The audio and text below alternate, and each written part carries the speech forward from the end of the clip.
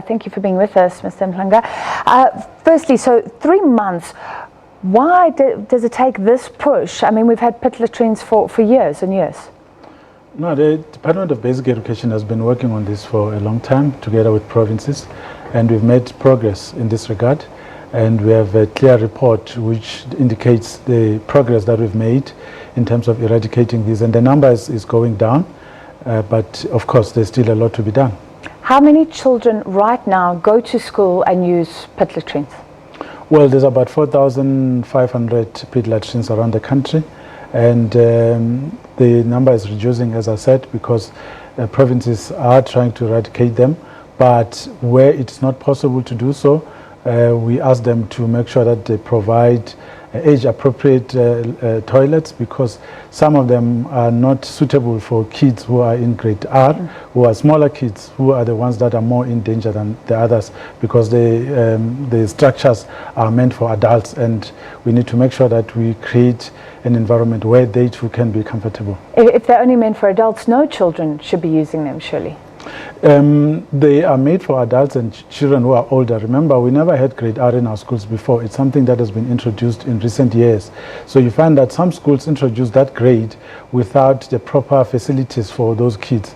That's where the problems come in, that those kids need to be accompanied, they need to be supervised, and that's something that doesn't happen in certain cases. Can you explain this to South Africans? The lion's share of the budget every year, the tax money we pay, goes to education, but you still say we have 4,500 pit latrines at schools. How is that possible? It is possible because the money that we have in education is not just for school infrastructure. We also have to pay teachers. We also have to use that money for school nutrition program. But surely the safety, when children are dying, 3 years ago a child died, the safety of children is paramount. Of course, everything that we do is actually about child care. When we feed them, when we transport them through our scholar transport, whether we teach them or give them free workbooks, we have to make sure that there's a teacher in front of every classroom teaching every day. You pay that teacher, you make sure that you build new schools, you train your teachers. All of those things are really about the child. And school infrastructure is but one of those priorities that we have to attend to. So that money is used for all those things. So for more than 20 years, with the lion's share going towards education, you're saying we couldn't get rid of pit latrines in that time? There just wasn't enough money? There's still not enough money. In fact, just one province. You said in your insert there incorrectly that the department is going to give the president a costed plan of 10 billion. That's incorrect. What the minister was saying there was that one province, Limpopo, would need 3 billion rand to eradicate all the infrastructure challenges in that province. She was saying Limpopo is not even the biggest province. The biggest province is KZN. But if you were to focus on Eastern Cape, for example, which has more problems than Limpopo, you would probably need more than 10 billion just for 3 provinces.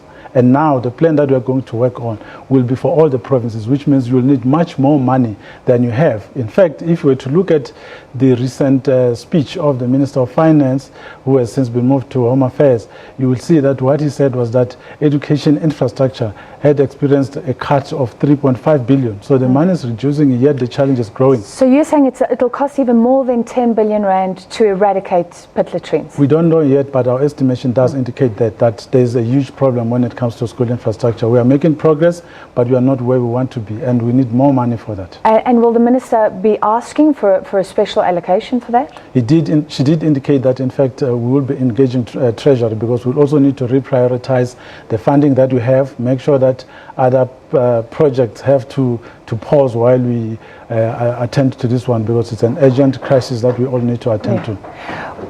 Given the fact that little children are dying, why is the minister herself not fielding these sorts of questions? Why is she not speaking more to the South African public? She did today. She spent 2 hours addressing the media. In fact, it was live in other TV channels. So she has done that.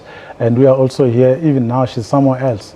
So the MECs as well, they were there today. They are also doing exactly that right now. In fact, they showed the urgency of this matter by all leaving their provinces, coming through to Gauteng to meet with the minister so that this matter can be properly dealt with. So everyone is understanding that this issue is urgent, that it needs to be addressed, and people are doing exactly that.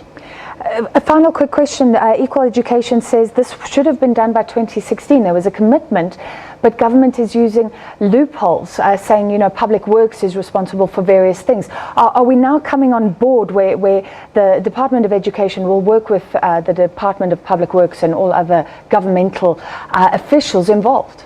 We work with them. In fact, I wish I'd brought our document here to show you the progress that we've made. You'll be able to see the work that we've done and the money that has been spent. Billions have been spent on school infrastructure, but the challenge is big. You know that South Africa is experiencing a huge demand for space. Most people from countries around South Africa are coming through to this country, to Gauteng and Western Cape in particular, where there's huge pressures for resources in education. So there's overcrowding that we have to deal with as well. As you eradicate all problems, new ones emerge. So we are dealing with a moving target. All right, thank you for your time this evening. That was Elijah Mhlanga from the Department of Basic Education.